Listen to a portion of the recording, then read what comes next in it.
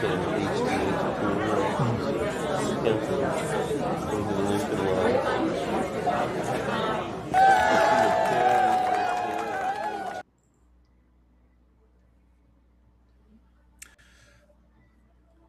Look at that.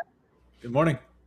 We are back and better than ever, right? In the new year. How is Happy New Year, Mr. Kaufman? How is life treating you on January 2nd? Happy New Year to you. I had a long, long drive yesterday, and I'm a little groggy still. It was a that big storm up in the Northeast. Uh, I told you right before this, it was just white knuckling it. Like, I mean, it was one lane on the interstate type of thing.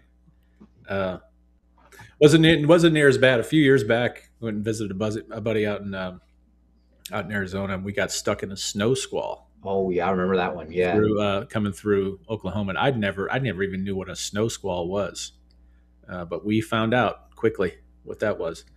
But no, I mean, we went up through West Virginia and into Virginia and up into Maryland.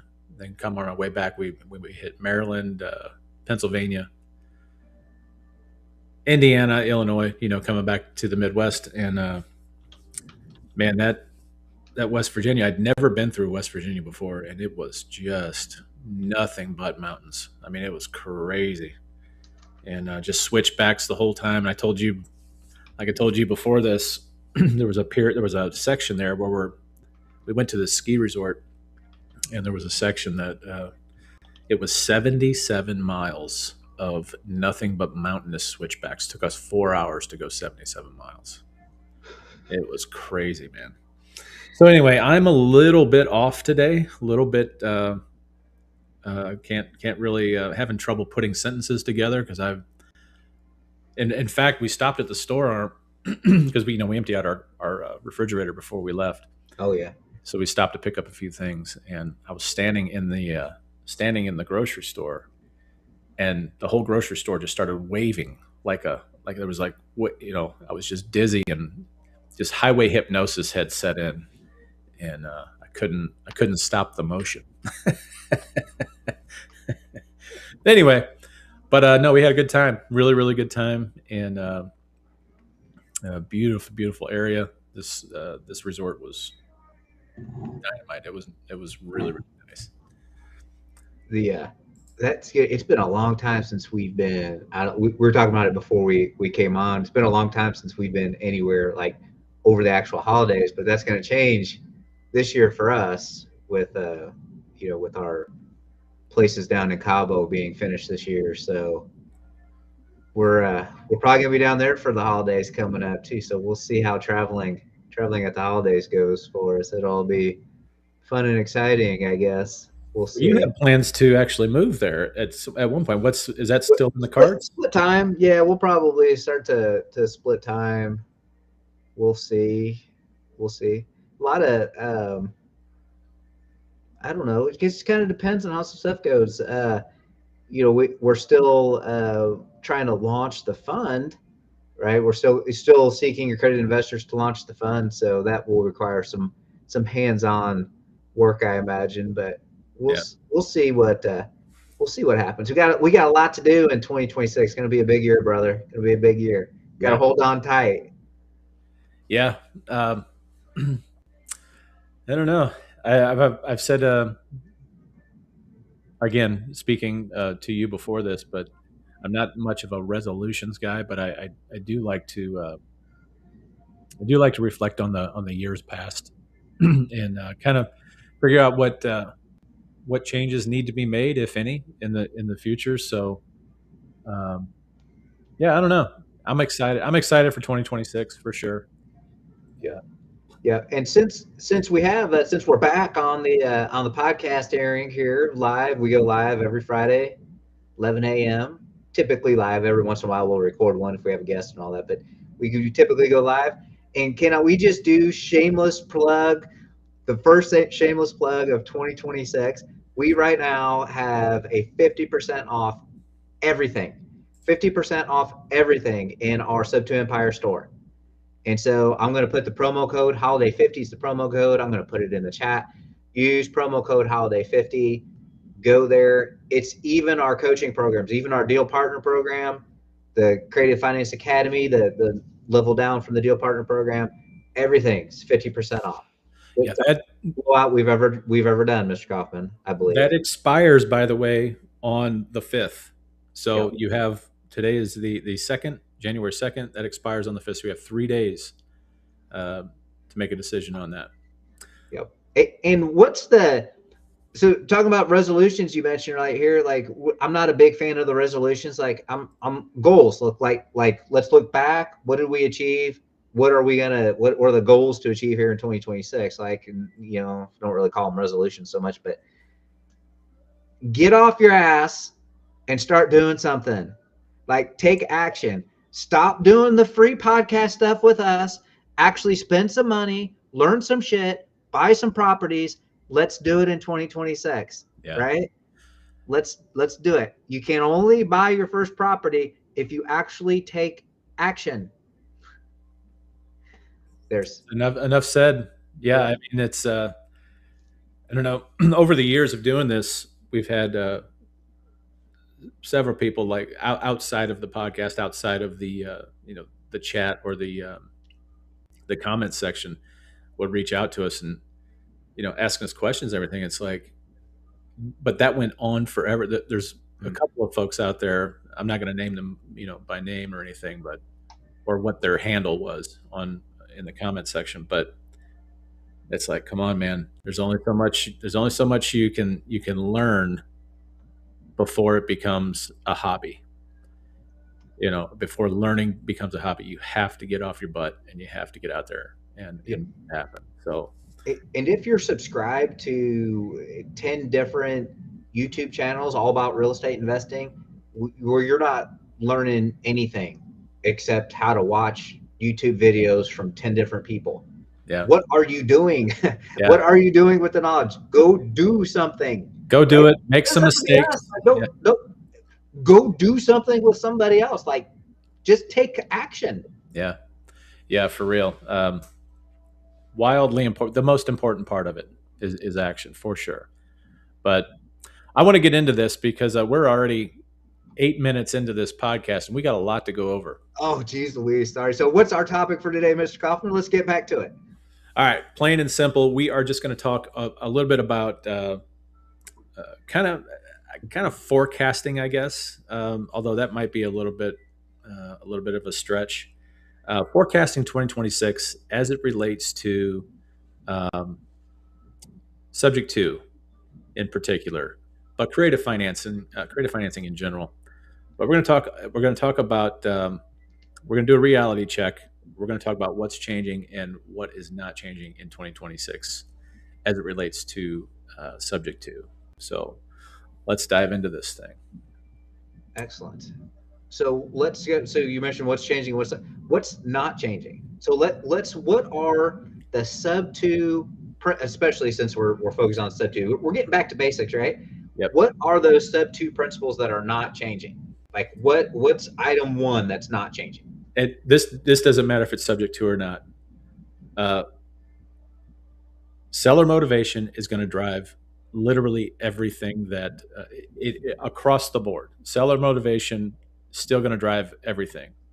Um, this is we are solutions providers for sellers who are in trouble, and that's it. So I think that's just one of those foundational things that you just never, you often just hear about folks. In fact, we hear it in our with our students and our partners. They'll come to us with a deal, and it'll they want us to help them pencil it out and figure out, run the numbers on it and everything. And inevitably, when we see that there's a deal or a potential lead where the deal kind of doesn't make sense, it's not, the numbers aren't that great. Inevitably, it's due to the fact that the seller is not, they're not in front of the correct type of seller. The seller is not necessarily motivated. I mean, you can find some deals out there with, folks that maybe aren't, I mean, they do exist that aren't as motivated. They're just kind of, they're willing to wheel and deal with you. Um, but in large part, you just got to be dealing with the right seller. So that is something that's foundational. It'll never change. Getting in front of the right type of lead, the right type of seller is just going to be never ending. That's for 2026. That has been, you know, that's going on for 100 years, and it's going to Foundation. Yeah. continue. That's never going to change. So, Yep. 2026, the payments remain the North Star. The payments are, um, as they say, I think we have it in our notes here. Uh, Nobody cares about what you paid; they care about what it costs per month. Yep. We Yep. talked about this in a few podcasts back about, you know, a lot of people.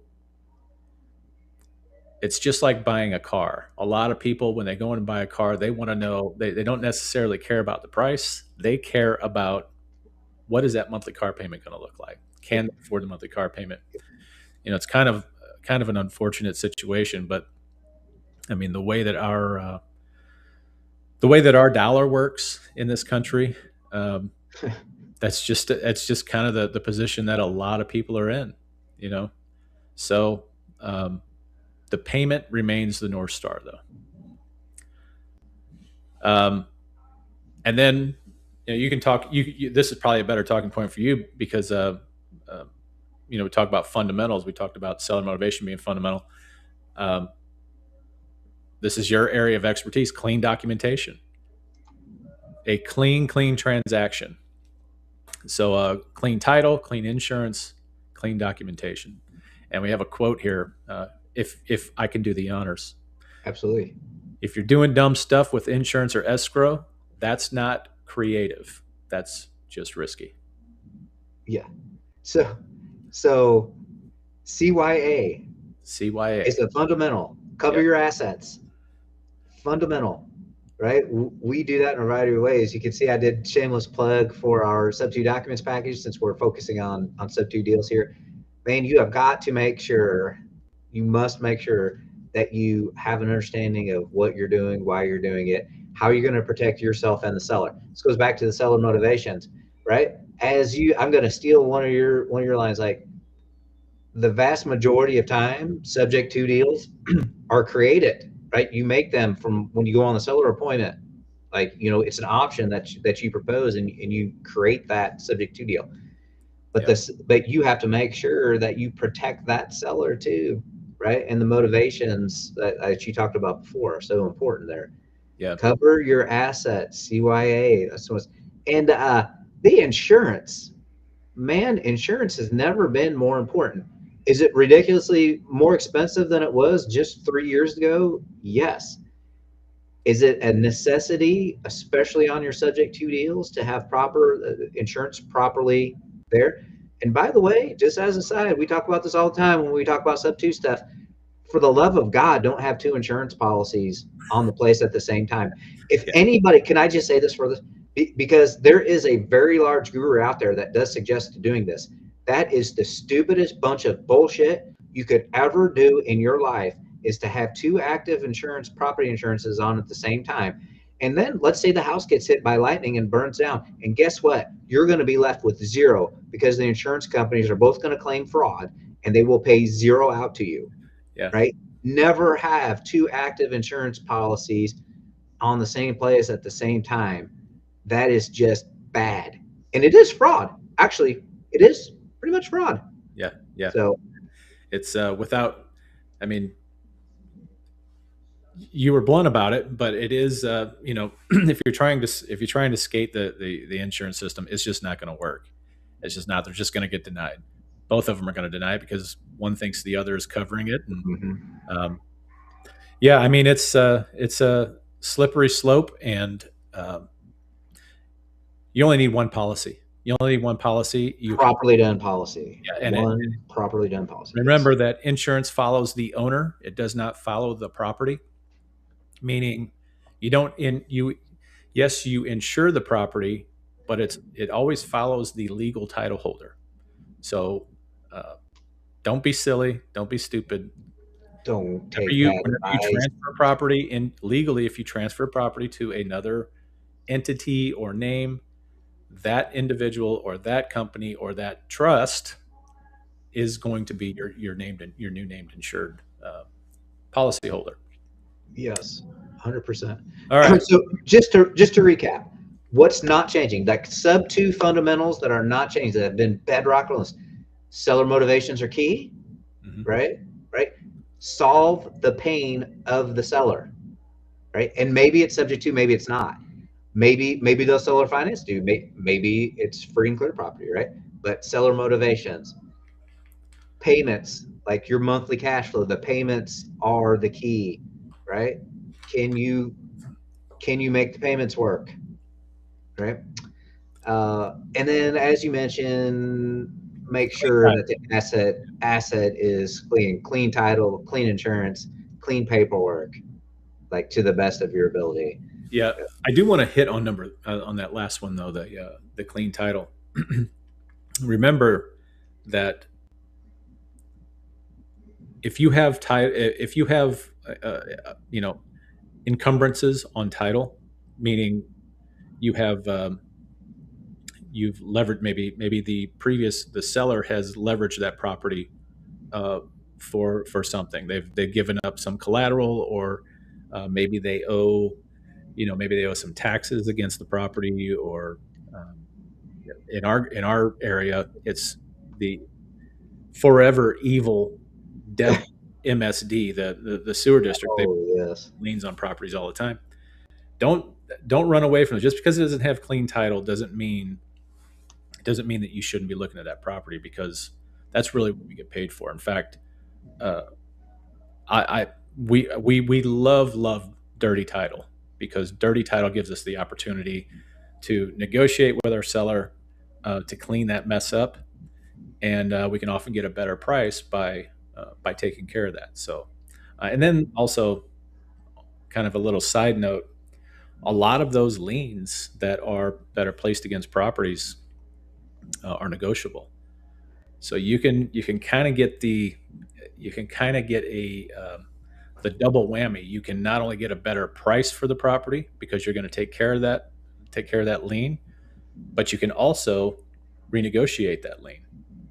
And so, in some cases, not in all cases, but you can renegotiate those liens, and now you've really saved some of your upfront costs, some of your closing costs. Yep. And can I just a note, like everything is negotiable Yeah. in a real estate deal. Like you mentioned lien specifically, but everything is negotiable. Don't be afraid to ask. And I'd like to take that a step further. Sorry, just a little aside here, if I'm not, because I just did this the other day. You know, in your own personal life, your credit cards, your business credit cards, or whatever, like they like to charge you fees because that's how they make money, right? Different fees for whatever the reason is.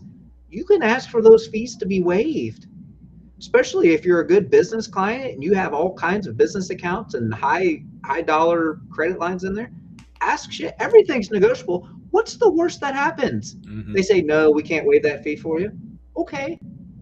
90% of the time they do when I ask them. Just ask. Yeah. Yeah. I mean, it's funny too.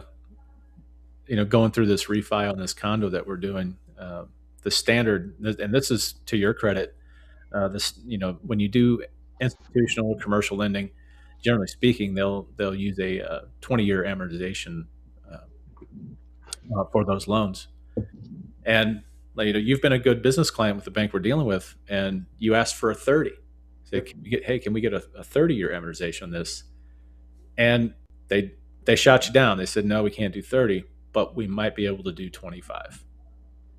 And so we were able to now potentially, it hasn't gone through yet, but potentially we've got a 25-year amortization on this thing, and that's only going to improve our cash flow.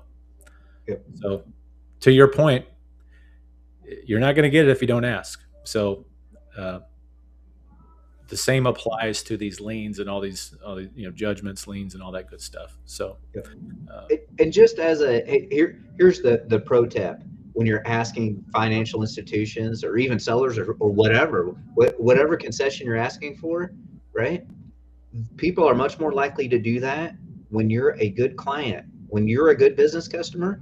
And what do I mean by good business customer? Do what you say you're going to do when you say it. That's simple. simple. Yep. Oh, Yep. Yeah, it's crazy, man. I've said a million times this business has got a very low barrier to entry, so you get all kinds of characters coming in and out of this business, and um, the good actors are the one. I mean, they're easily recognizable because yeah, they're the ones that are going to be in business for a while. The bad actors are shuffled in and out of here. I mean, just they just get churned through this business. It chews them up and spits them out because it's very much a um, what's the word I'm looking for? A reputational. yeah, It's your reputation. I mean, it's a small yeah, world. This business is. I often say, we're like this fraction of this 1% of all the real estate sales in this country. Um, so it's a very small world. This business is a very, very small world, and your reputation is everything. And if you expect to be in it for any length of time, um, I would just make sure that you establish yourself as a good business owner. 100%. Okay, sorry, I didn't mean to. You know how I like to go down the rabbit Oh, hole. we We this is a podcast. It's like we need to give like real business and pro tips, and it's because the shit works. Like I mean, it actually works. Like you said, I just asked. They had a conversation.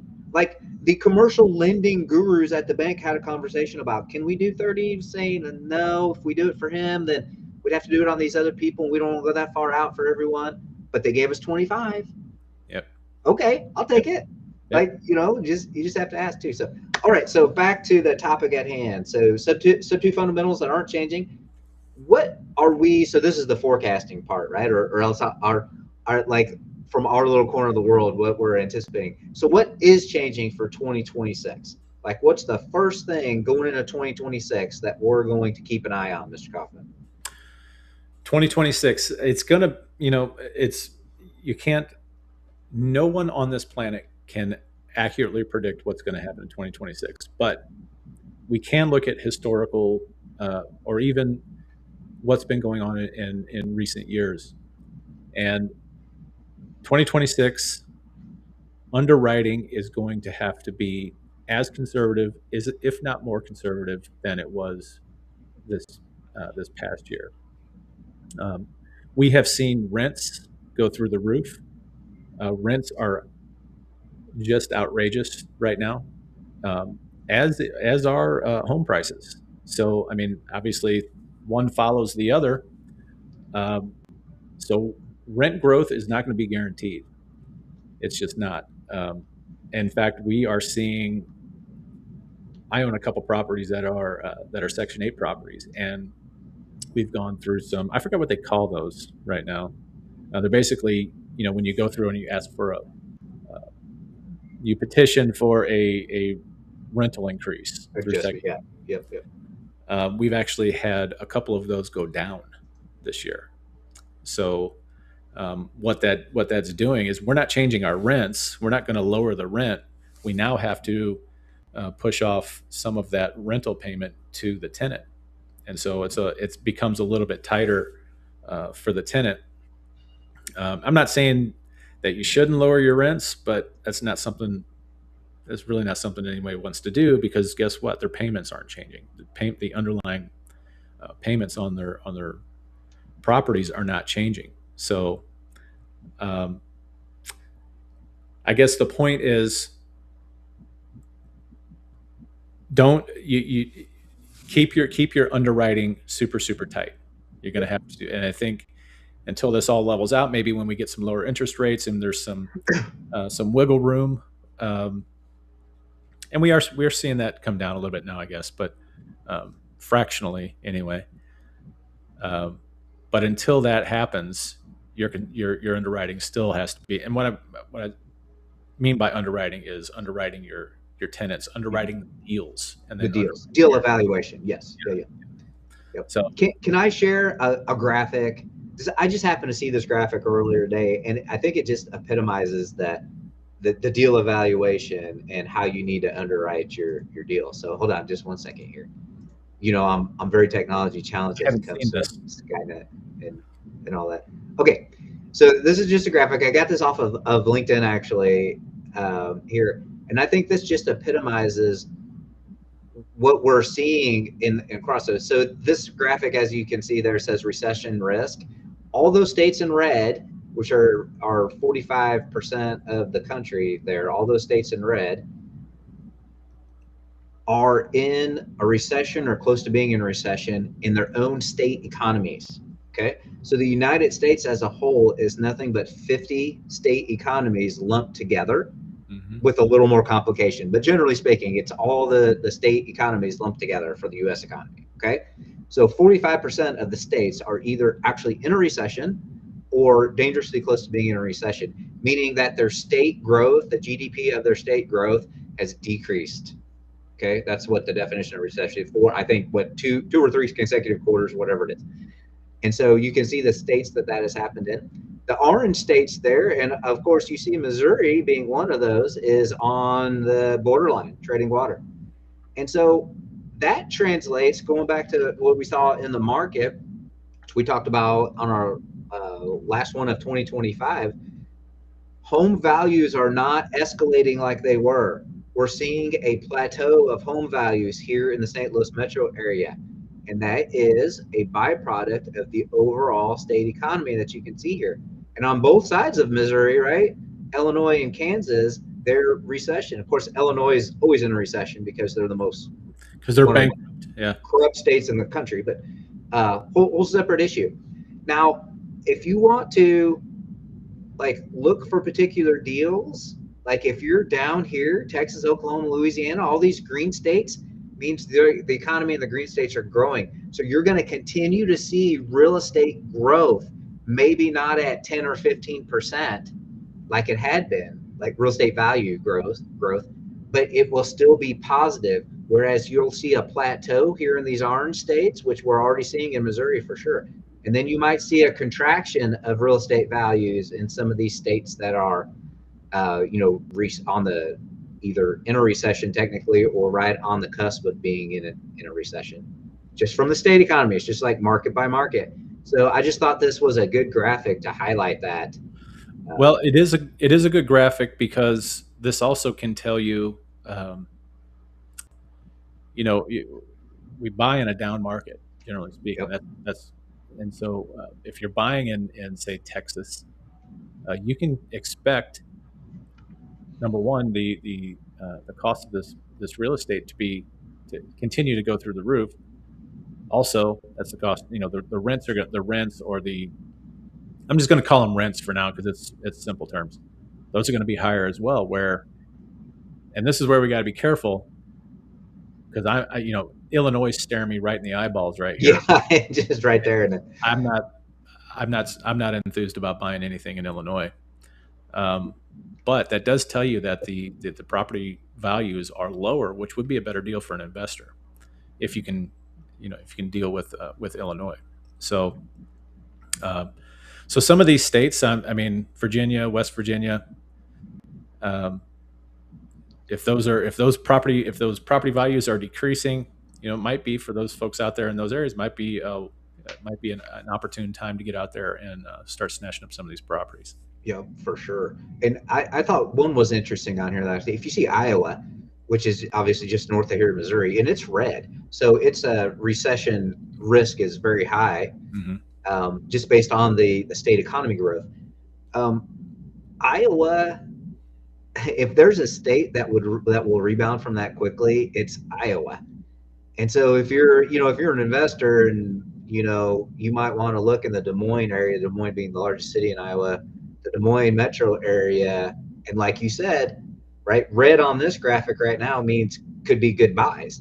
Yeah. So that Yeah. is just tossing that out there. I'm gonna throw Georgia in the ring there too. Yep. Yep. Georgia, that I mean that's it's particularly in Atlanta. I mean that's just a massive, massive market down there. And if you have an opportunity to buy properties, um, below value, um, I would say Georgia is a really, really good spot to do that as well.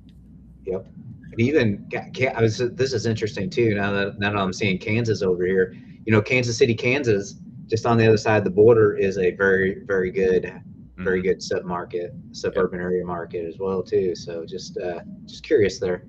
Anyway, I just thought it kind of just shed a light from the 30,000 foot view about what we're seeing in the real estate markets there. And this is, again, this graphic is about the state economy as a whole. So Right. Yes, sir. All right. Okie doke. Let's move on here to. Thanks for sharing that, by the way. Let's move on to our another item that is changing in 2026. You touched on a little bit earlier, and that is insurance. yeah, yeah, Insurance just keeps. I mean, it's so funny to me because I understand why insurance the premiums increase the way they do, but it almost seems sometimes like it's just totally arbitrary. And I know there's a lot of factors that go into calculating what premiums are in a particular area or state. But man, it's just getting out of hand. It's a sign of the times. We've had all this inflation over the past 5 years or so, and it's just a sign of the times. And it's probably not going to get any better. So, um, insurance and servicing are going to matter more. Uh, are going to matter more in 2026 for sure. yeah. Um, It's the details. yes. It's the details that can pull you down. Insurance is a detail that will pull you down, especially Yeah. on a subject to deal. If it's not done properly, it could be a big red flag to the lender to call the note due, right? The due on sale clause we talked about many times. But your insurance deal, and you have to have it done properly because the insurance company is going to look for every reason to deny the claim. Yeah. I promise you, they're going to look for every reason to deny the claim. So it's a detail that matters so much. Make sure that the policy is buttoned up appropriately, especially for your subject to deals. And we suggest, by the way, using putting it in trust, and then the named insured will be the trust, and then you have different components of the policy from there. But that's a whole separate. Well, I literally just wrote this down just so I wouldn't forget about it. And this kind of harkens back to my obsession with trusts and getting people to understand how trusts actually work. And I think this is just one of those instances. There's several reasons why trusts are uh, the preferred, I say, entity um, for holding property. One of those is insurance. Once you have a property, I'm not saying that the insurance premiums can't or won't increase. Um, but if you can get a property insured that is being held in trust or held by a trust, you get that property insured. The trust is the policy holder, Yep.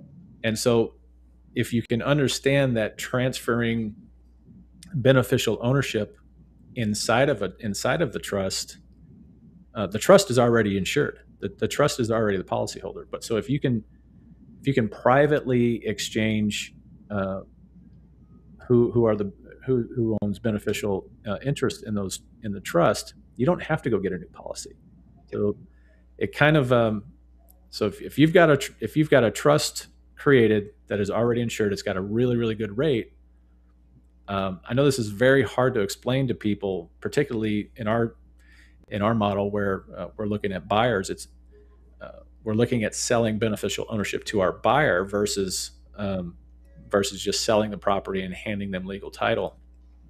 Um, you don't have once the property is insured, properly insured inside the trust, the sale of beneficial ownership does not trigger having to get a new policy created.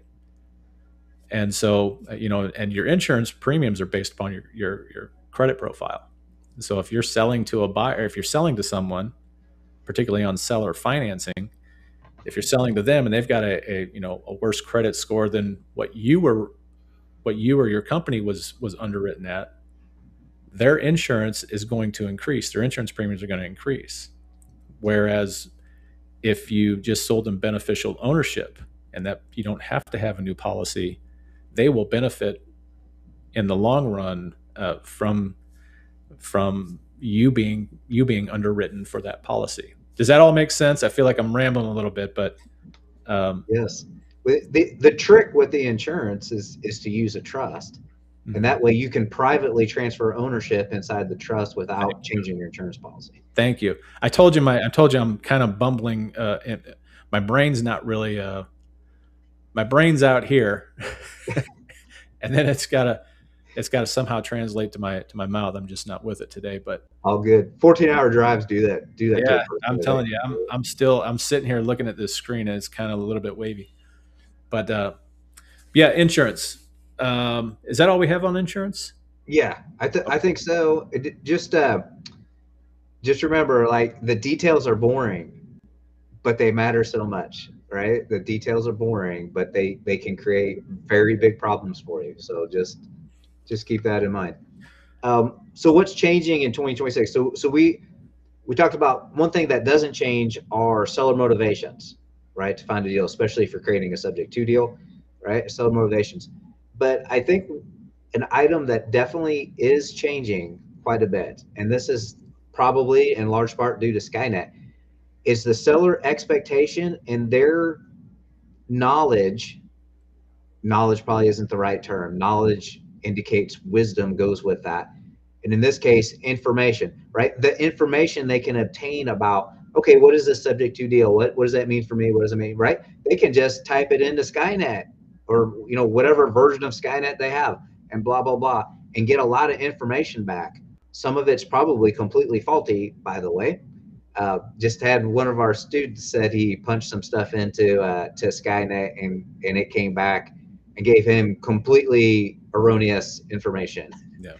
So I said, well, that's why you're in our program, so that you ask us, not Skynet, right? But separate item. In other words, the seller expectations about what they do, what they want from the property, what they expect from you, what their understanding is of even subject to or creative deals is at a different level, and it's getting greater because information, whether it's correct or incorrect, is at everyone's fingertips. So just be aware of that. Well, you also have with this explosion here recently, and particularly subject to, but creative finance as well. You just have a lot of people getting into it that are not, I don't know, properly educated on it, and what you end up with is an entire ecosystem that is just filled with bad actors, people that don't follow through, people that are quote winging it. So this has created a lot of skepticism in this in subject to in particular. Those people, the sellers out there, they still exist. They're still there. It just takes maybe a little more effort to help them understand how something like subject to can help them in the long run. So, unfortunately, it's just what we got to deal with. That's the way that it is. It's ever evolving, and it's going to continue to evolve. And I think my advice would be to seek out some knowledgeable help before you go out there and start offering subject to sellers without knowing what you're doing. 100%. Yeah. And I think that the other item is going back to the underwriting, the deal evaluation we talked about too. Man, you have to know your numbers and stick to it. Mm-hmm. And if a deal is borderline, And to make money, it has to, like, everything has to go perfect. It's not a deal. Not Yeah. in 2026. Not Yeah. going to be a deal. Maybe in 2022, but not in 2026. So I think you got to make sure that you button up your deal evaluation and you know your numbers and you know that the cash flows and you know what is a deal and what's not a deal, right? It can't almost be like, okay, well, it's close, but I'll force it into. There's probably not going to be forcing it. Remember, our values, the trend we're seeing here in our state, in our suburban area, is that the home values are plateauing. Okay, they're not going up 10% every year like they did for the past 4 years, which boggles the mind. Well, inflation had a lot to do with that, but now we're going to see that come back down. Okay, so like these borderline deals aren't going to be deals anymore in 2026. I think that's going to be a major change. Yeah. Yeah. Relying on the appreciation, or as you stated, the inflation. That's really all we're talking about here. Um, in fact, it seems like over the past few months, um, I've used that. One of my favorite things to say is, just because you can buy a subject to deal doesn't mean that you should. Yeah. And I think that's been repeated a few times over the last few months after evaluating some of these deals with some of our partners and students. Um, I think that should probably be ingrained in most people's minds. Um, because you're going to have motivation exists everywhere. To motivated sellers are everywhere, um, and a lot of them are willing to do a subject to deal with you, but it doesn't mean that just because they will that you should. You should. You have to be very, what we talked about already, very conservative on your underwriting, and no more, no more. I think I can make this work. And see, No. this is another thing too. I'm going to get down, maybe not so much of a rabbit hole, but I'm definitely going to go in a little bit different direction. But we talked about a couple weeks ago. We talked about having multiple exits, understanding uh, how each exit strategy that you employ, um, what that does for your returns. And by the way, that you can hit our go out to our website, go to sub2empire.com, download the calculator. The calculator has multiple exits that right there, where you have a visual representation of Yep. what each one of those exits actually can do, or what they look like. Um, but yeah, if you're just a straight landlord, I mean, you've got to be extra careful. Um, Going out there signing these deals up with really thin margins is probably not going to be the best idea. I don't think it's not a good idea ever, but I think for 2026, it's going to continue to be tight, and it's just not. It's very risky. It's got to be. I think we talked about this a little bit before we jumped on here, but staying within your buy box, Yep. and and being true to the returns that you want to see out of each individual property. So Yep. it's a really good point to hit on, um, especially at the beginning of the year, because I don't think we've quite seen. Again, nobody knows what 2026 is going to look like, but it's tightening up. There's tightening up in these markets. The graphic you just showed is very telling, and so this kind of ties into the underwriting aspect of it too. But no more borderline margins. You can't do that from here on out. Yep. And let's come back to the borderline margins in a second, but let's just, for ease and convenience, let's just talk about green light deals, like our deals, our no-brainer deals, the yellow light deals, the borderline deals that we'll talk about more in a minute. Like, you can't just take a borderline deal; you have to make it a green light deal. And so we'll talk about it. And then the red light, which is you got to walk away. Like, it's not a deal. Don't do, you don't want to be doing deals just to do deals, unless you just want tax write-offs, right? Unless you just want negative income and tax write-offs, like some people do actually. But Yeah, generally speaking, a very real estate investor yeah. probably doesn't want that. So let's just hit the green light deals. Like, these are the no-brainer deals. This is when our sub two profitability calculator you mentioned, you get off that some bitch lights up. Like on that second on the tab that says the seller finance tab, that thing's just lit up with big margins, got big things. So your sub two payment, it's a sub two deal. Your sub two payments, $1,200. The market rent, or you can seller finance it at $1,800, $1,900. You got a $700 gap there. Sellers motivated. Properties in good condition. You don't have to spend $25,000 on renovations. Maybe there's a little arrears, or they're getting ready to go into arrears or something like that too. But man, those are just every box, like every good box. Good margin on the monthly payments, clean property, generally speaking, right? Renovation wise, right? Low rehab property, motivated seller for the right reasons, like all day, every day. And these Yeah. deals are out there. They're out there all over the place. This goes back to, that's a whole separate marketing conversation, but there are sellers out there all over the place in every market across the country that are motivated to do that. Yeah, let's not forget also, um, most of well, a lot of what you do when you're evaluating a deal, a lot of it is in the gut. You feel, generally speaking, the danger zone here is the yellow, because in your gut when you see a red light deal, it's just not going to be a deal. Danger comes in when you're sitting in a yellow light deal, and you're trying to, turn knobs and levers and to try and make something work.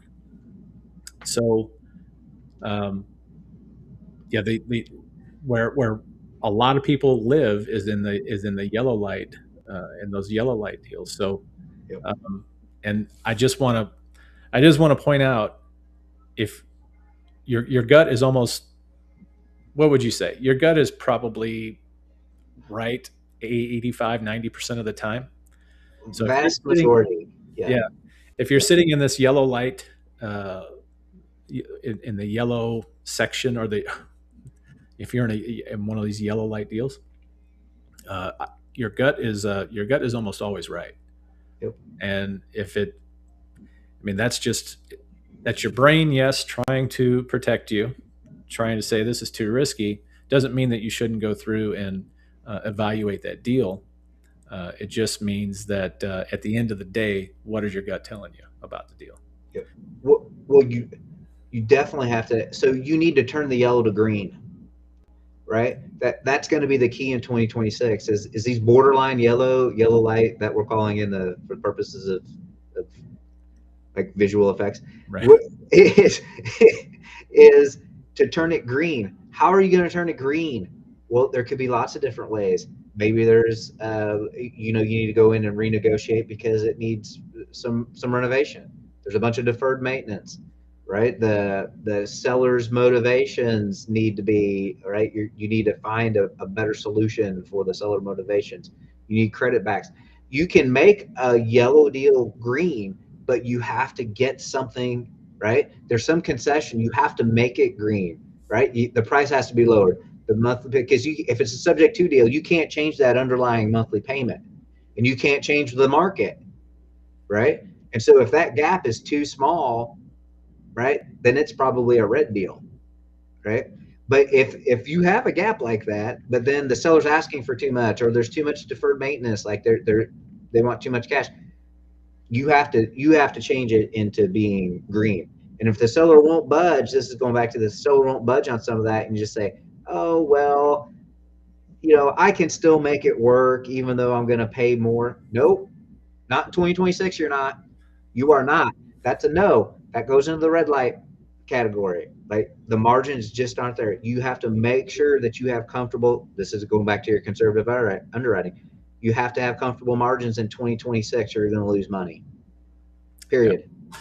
Yeah. Well, wholeheartedly agree with that. Let's talk about, because we're going to have to wrap this up here very, very soon.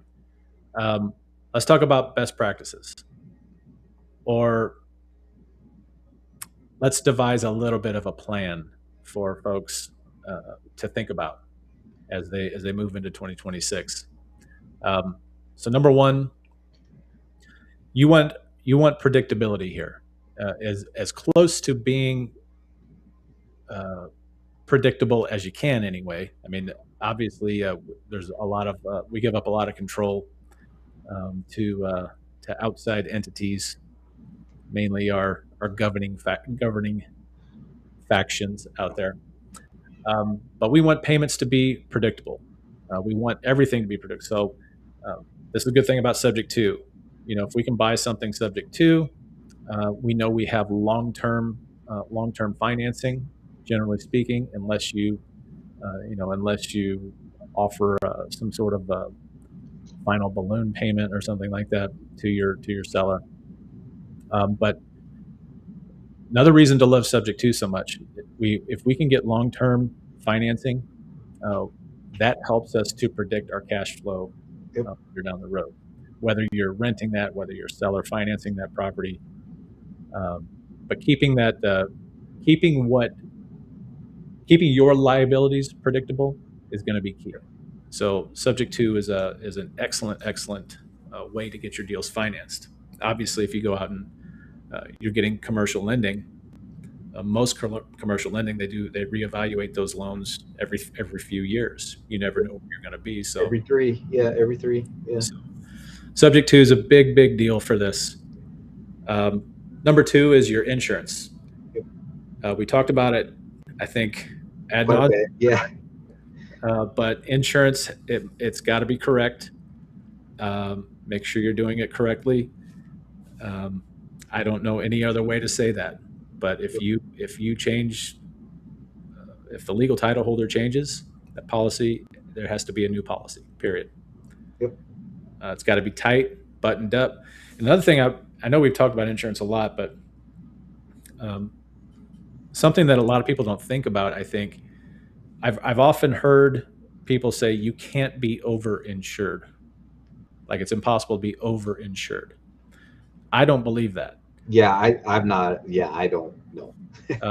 It's definitely risky to be underinsured. I mean, Yes. you do not want that scenario at all. But it's also possible to be overinsured. So what? Now I have a general rule of thumb, and this depends upon the area that I'm buying in. If I'm in like a purely rental area, where it doesn't make sense to necessarily rebuild in the case of some kind of catastrophic event. Generally, what I do is I carry enough insurance where if I did have, a major disaster, where I could go in and, have the structure torn down, have the lot leveled, and then it all pays for itself and it puts a little cash in my pocket. That keeps my premiums low. I'm not necessarily, even if I did rebuild in that area, I don't necessarily know that the rents that I could get out of one of these types of areas would just. I don't know if I could get the rents that I need for the effort that went into it. So, but then again, you got other areas where we buy in. They might be much nicer areas. It would totally make sense to rebuild. So I will insure for not just the the tear down, but also the actual the rebuild of the new structure, which is Replacement cost. Yeah. it's going to cause my premium to go up to be insured at that level. But that's just a personal thing. You have to kind of decide what works for you. Yep. But that's just what I do. So just a couple ideas thrown out there.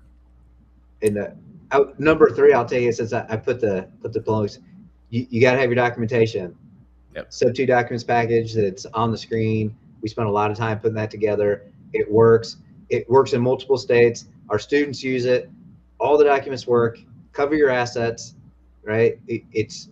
You want to be clear and upfront with the seller about what you're doing, why you're doing it, what the documents mean, what their purpose is, right? Because you're protecting the seller too, not just you as the buyer, right? So can't stress that enough. Just know what you're doing, and you can't wing it. You can't wing correct paperwork with a subject to deal. You can do a subject to deal without correct paperwork, 100%. Yep. But those are the people that give everybody else a bad name. Yeah, and I don't know how many times I've seen it. you have to dispo that property, and so maybe you're going to sell it. You're going to spend an enormous amount of brain power and time and energy and effort trying to fix title issues and things like that if it's not set up correctly in the beginning. So, yeah, I mean, you're the docs guy for the most part. But yeah, I have spent many a days learning lessons about uh, how not to set up a subject to deal, and I think that's probably why I'm pretty good at it now at the School of Hard Knocks. But the last thing I want to touch on here is this was a mistake that I made early on um, when I was more of a landlord, more on the landlord side, uh, and that is reserves. A lot of people are going out here doing these deals, and they're not factoring in the reserves that every deal needs reserves, and a lot of people are not. They're taking all of the cash that they may have taken on a down payment, or maybe the monthly cash flow, like they're not stashing away enough of that monthly cash flow. They see this big shiny check, or they see these these uh, these fat monthly cash flow numbers, and they're not being disciplined, and they're not being diligent and putting some of that away for reserves, and that is a huge mistake. Um, I did that a lot, to be honest with you. I did that a lot early on, and I learned my lesson the hard way for sure. So now, uh, the we recommend at least minimally 3 months of reserves, minimally 6 months preferably. In fact, I would just take the 3 month, the 90-day or the 3 month equation out of it. You got to have at least 6 months reserves, and I know you like a year. Pretty sure you like a year's reserves, but Well, yeah. Well, I'm much more conservative with some of that stuff too. But you're right, and this goes back to being able to evaluate the deal properly. And I'm just going to toss out again. That's why there is a reserve factor in the sub two profitability calculator mhm. that we have. It puts it in there for you. And a lot of people say, "Oh, well, I don't need that." Yes, you do. And maybe you've got multiple deals, and you have an account that you just use as a reserve for what. That's fine too. Yeah. But make sure that you're putting aside some money just in case something happens, right? And of course, if you're trying to do our model and you're going to sell or disposition it, and you're going to contract for a deed, or you're going to wrap mortgage it or whatever, right? A lot of that maintenance and repair can go on to the buyer. But let's say something happens like 2 weeks after the HVAC goes out, 2 weeks after, like, is that really just you need to do the right thing sometimes when it goes in it, and so that's why you need some cash on hand just in case something should happen Well, I as mean, foreseen. maybe you don't have the right buyer, and maybe that buyer just stops paying you.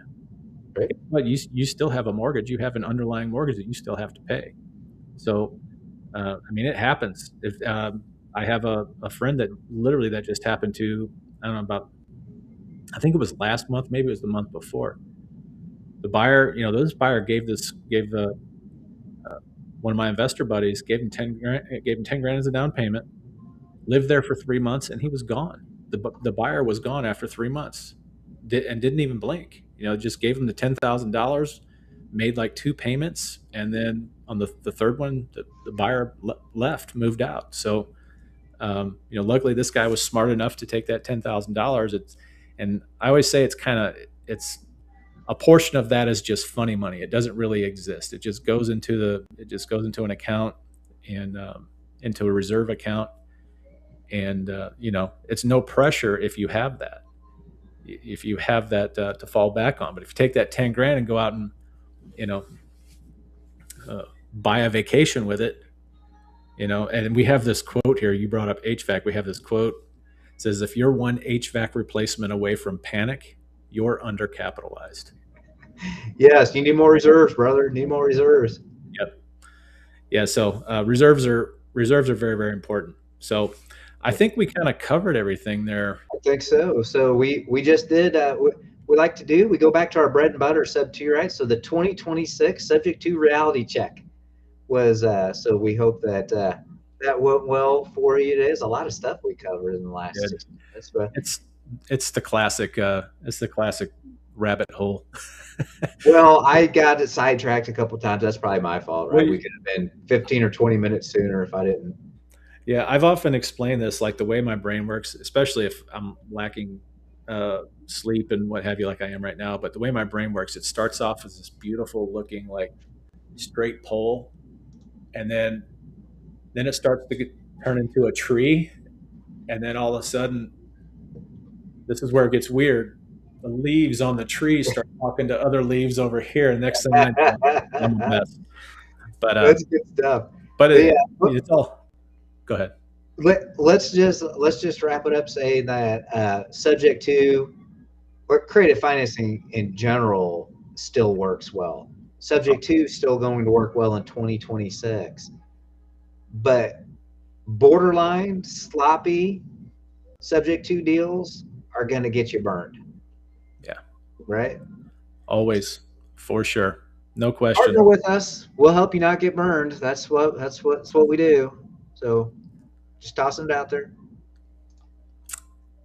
All right, man. I think after this, I think I'm going to go in and relax and have a little nappy. I'm just not with it today. A little nappy. That's good stuff. Well, with that, that's probably a good place to say welcome to 2026. Can be the best real estate investing year of your life. Like that's why we're here. That's why we do the podcast. That's why we have programs. That's why we have courses. Check us out. Take some action. Right, going back to that. Take some action. Make 2026 your best year ever. And we'll with that, we'll see you next week. Thanks, guys.